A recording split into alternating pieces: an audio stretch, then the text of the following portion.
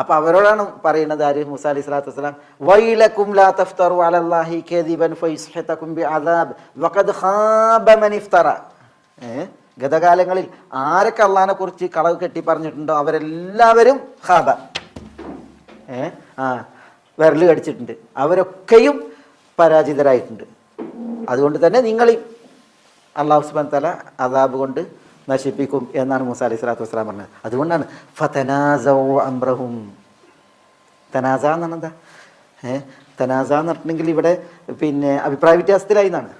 തനാസഉ അംറഹും, അവരുടെ കാര്യത്തിൽ അവർ അന്യോന്യം അഭിപ്രായ വ്യത്യാസത്തിലായി എന്നാണ്. തനാസഉ അതോടെ തനാസഉ അവർ അന്യോന്യം, ആര്? ഈ മാരണക്കാർ അന്യോന്യം അഭിപ്രായ വ്യത്യാസത്തിലായി. അംറഹും ശരിക്കും നസ എന്ന് പറഞ്ഞാൽ ഊരി എന്നാണ്. നസ ഊരി. ഒരിക്കൽ ഹദീസിൽ കാണാം, ഒരു ദിവസം റസൂലുള്ളാഹി സ്വല്ലല്ലാഹു അലൈഹി വസല്ലം തങ്ങൾ ഒരു ഫറൂജ് മിൻ ഹരീർ, ഹരീറിൻ്റെ ഒരു ഫറൂജ് ധരിച്ചു എന്നാണ്. പട്ടു വസ്ത്രത്തിൻ്റെ ഒരു ഫറൂജ്. ഫറൂജ് പറഞ്ഞിട്ടുണ്ടെങ്കിൽ ഈ ബാക്ക് ഭാഗം തുറന്നിട്ടുള്ള ഉടുപ്പിനാണ് പറയുക. മുന്നിൽ തുറക്കുന്നതിനല്ല, ബാക്കിൽ തുറന്നിട്ടുള്ള ഉടുപ്പിനാണ് ഫറൂജ് അറിയാം. റസൂലുള്ളാഹി സ്വല്ലല്ലാഹു അലൈഹി വസല്ലം തങ്ങൾ അങ്ങനത്തെ ഡ്രസ്സും ധരിച്ചിരുന്നു. ബാക്കിൽ ബട്ടൺസ് അല്ലെങ്കിൽ സിബൊക്കെ ഉള്ള അടിവരെയുള്ള അങ്ങനത്തെ ഫറൂജ്. അങ്ങനെ അതിട്ടിട്ട് മഗ്‌രിബ് നിസ്കരിച്ചു. പട്ടിൻ്റെയാണ്.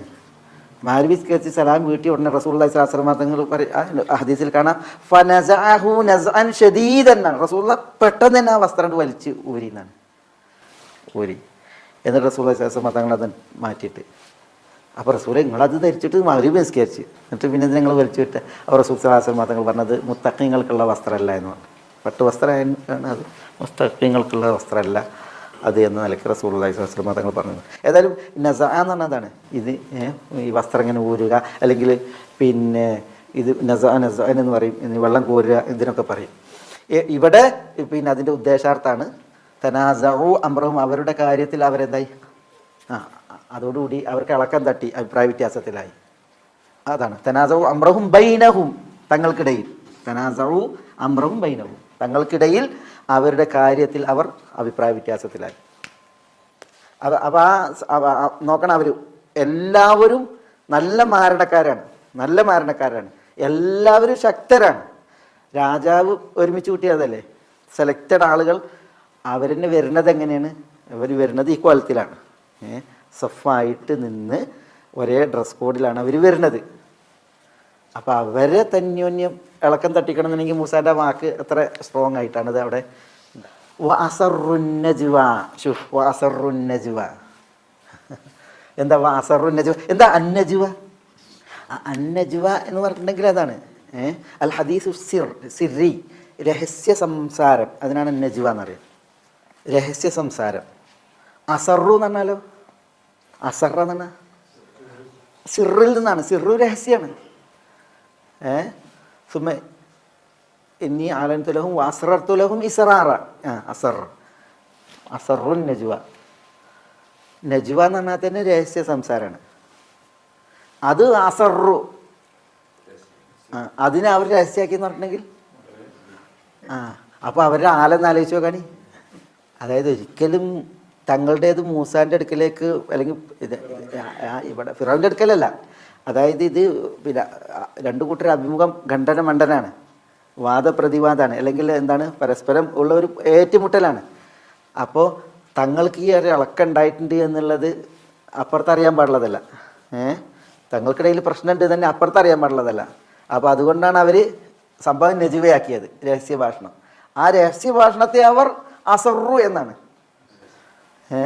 അസറു നജ്വ.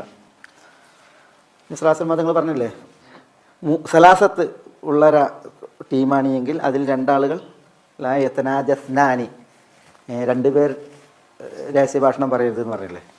മായക്കൂനു നജ്വ സലാസത്തുൻ ഇല്ലാഹുവ റാബിഉഹു എന്നറിയില്ലേ. ഹദീസിൽ കാണാം റസൂലുള്ളാഹി സ്വല്ലല്ലാഹു അലൈഹി വസല്ലം തങ്ങൾ നജ്വയെക്കുറിച്ച് പറഞ്ഞത് ആരാണ് പറയുന്നത്? റസൂലുള്ളാഹി സ്വല്ലല്ലാഹു അലൈഹി വസല്ലം തങ്ങൾ നജ്വയെക്കുറിച്ച് പറഞ്ഞത് ആരാ പറയുന്നത് പറയുന്നുണ്ട്, കേട്ടോ ഹദീസ്.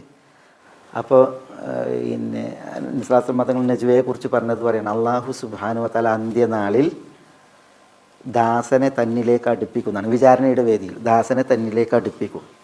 എന്നിട്ട് അള്ളാഹുവിൻ്റെ കെനഫ് കൊണ്ട്, പാർശ്വം കൊണ്ട് ഈ ദാസനെ ആളുകളിൽ നിന്ന് അള്ളാഹു മറച്ചു പിടിക്കും. എന്നിട്ട് ദാസനെ സ്വകാര്യമായിട്ട് വിചാരണ നടത്തും. ഹൽ അമിൽ തക്കഥ, ഇന്ന തെറ്റ് നീ ചെയ്തിട്ടുണ്ടോ എന്ന്. അത് ദാസനോട് അള്ളാഹു രഹസ്യമായിട്ട് ചോദിക്കുകയാണ്. അപ്പോൾ സാക്ഷികളുണ്ടല്ലോ, ആ സാക്ഷികൾ എന്നൊക്കെ അള്ളാഹിൻ്റെ പാർശ്വം വെച്ചിട്ടാണ് എന്ത് ചെയ്യുക, മറക്കുക ഈ ദാസനെ. ആ ചോദ്യം ചെയ്യൽ ഈ ദാസൻ വിചാരിക്കും ഞാൻ തീർന്നു, നശിച്ചു എന്ന്. കാരണം എന്താ, അങ്ങനെയാണ് അള്ളാഹു സുബ്ഹാനഹു വ തആല അത്രയും തെറ്റാണ് പറഞ്ഞു കൊടുക്കുന്നത്. ഒറ്റക്ക് അള്ളാഹു ചോദിക്കുവാണ്, നിന്നെ തീർന്നു. അപ്പോൾ അള്ളാഹു സുബ്ഹാനഹു വ തആല പറയുമെന്നാണ്, സതർത്തുഹ ലക ഫിദ്ദുന്യ വഖദ് ഗഫർതുഹ ലക അൽയൗം.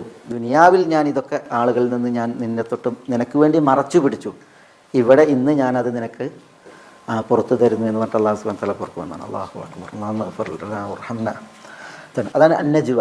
റസൂലുള്ളാഹി സ്വല്ലല്ലാഹു അലൈഹി വസല്ലം തങ്ങൾ നജ്വയെക്കുറിച്ച് പറഞ്ഞത് പറയാൻ വന്നപ്പോൾ. ഏതായാലും നജ്വ എന്നുള്ളതാണ് രണ്ടാളുടെ വഖറബ്നാഹു നജിയ്യ എന്ന് പറഞ്ഞില്ലേ, ആരെക്കുറിച്ച് പറഞ്ഞു? മൂസാ നബിനെ അള്ളാഹു അടുപ്പിച്ചു നജിയൻ, രഹസ്യഭാഷണത്തിന്. അതും ഈ നജ്വ നോക്കി നിങ്ങൾ, ഇവിടെ ഇവരുടേത് രഹസ്യഭാഷണമാണ്, അത് വഅസറു എന്നാണ്. അതിനെ അവരെന്താക്കി, രഹസ്യമാക്കി. അതാണ് ഈ ഖണ്ഡനമണ്ഡനങ്ങൾ വാദപ്രതിവാദങ്ങളുടെയൊക്കെ ഒരു വിഷയം. കാരണം അതിൽ കേവലം നമ്മളിങ്ങനെ തെളിവ് ഉരുളക്കുപ്പേരി പറഞ്ഞാൽ പോരാ, പിന്നെ അതിൽ കുറേ കാര്യങ്ങൾ ശ്രദ്ധിക്കാനുണ്ട്. ഇനി നമുക്ക് എന്തെങ്കിലും ഒരു വിഷയം ഉണ്ടെങ്കിൽ തന്നെയും ഒരു കാര്യം കിട്ടിയിട്ടില്ലെങ്കിൽ തന്നെയും അല്ലെങ്കിൽ തെളിവ് അപ്പം ഹാജറായിട്ടുണ്ടെങ്കിൽ തന്നെയും അതിപ്പോൾ കിട്ടൂല പിന്നെ നോക്കിയിട്ട് പറഞ്ഞുതരാം, അങ്ങനെയല്ല, ആ രീതിയല്ല പറയാം. പിന്നെയോ അത് ഈ മുനാദറയിൽ അത് നടത്തുന്ന ആളുകൾക്ക് അതിനൊരു കഴിവ്, അതേപോലെ തന്നെ അത് തന്നെ അവതരിപ്പിക്കുന്നതിനൊരു ശൈലിയും ഒക്കെ പ്രത്യേകമാണ്. അലാ കുല്ലി ഫതനാസഉ അംറഹും ബൈനഹും വഅസറു നജ്വ.